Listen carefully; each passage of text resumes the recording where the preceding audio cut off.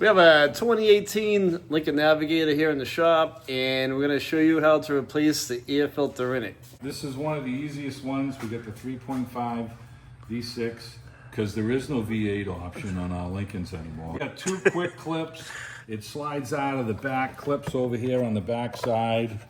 And so we're going to pull our air filter out.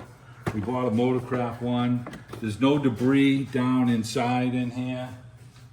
So we got our new air filter. And, you know, we kind of like OEM stuff, you know, it's plugs and air filters and stuff like that. So we got the new one. We're gonna set it down in place. It only goes in, you can put it in either way. So I got my slots right here, and I got clips on the plastic nail tabs here on the back. And I'm gonna just slide it down underneath. Locked in place. And got my clip there.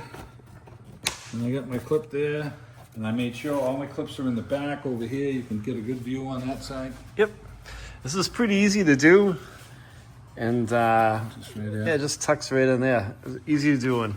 If you guys have any questions about it, just leave a comment and we will reply back to you. Thanks for watching.